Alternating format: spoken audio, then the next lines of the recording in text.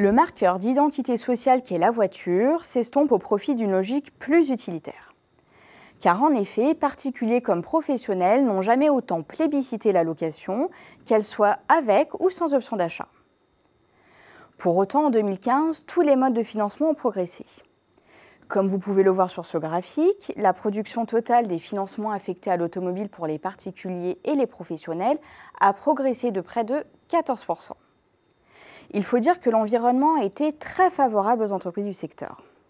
Citons l'amélioration du pouvoir d'achat des ménages, l'accroissement des dépenses des entreprises, mais aussi le très faible niveau des taux d'intérêt, la baisse des tarifs des loueurs ou encore l'important renouvellement de l'offre des constructeurs.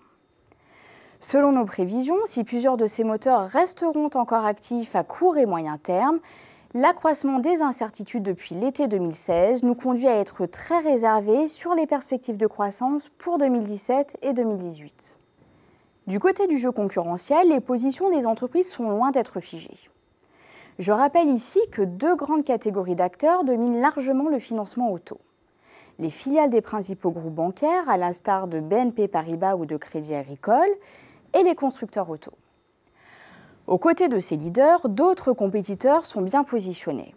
Je pense tout particulièrement aux loueurs comme LeasePlan ou Athlon qui profitent de l'engouement pour la location de véhicules, ce qui pénalise, on le comprend, les acteurs du crédit. Ces derniers sont même attaqués au niveau de leur cœur de métier. Je fais référence ici au financement des véhicules d'occasion et au marché des particuliers et des petites entreprises.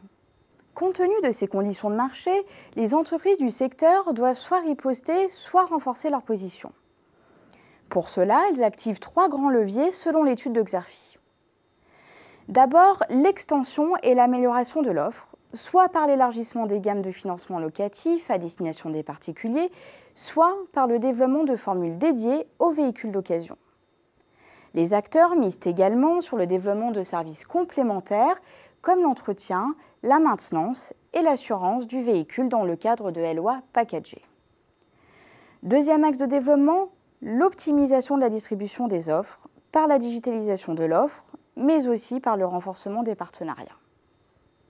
C'est ainsi que les filiales des groupes bancaires comme Viaxel ou CGI s'allient avec des constructeurs auto dépourvus de captives financières ou encore avec des groupes bancaires qui n'interviennent pas directement dans le financement automobile. Troisième axe, la croissance externe. C'est ainsi que General Electric Capital Fleet Management a été repris par Arval, filiale de BNP Paribas. ALD Automotive, dont le giron de la Société Générale, a lui racheté Parcours.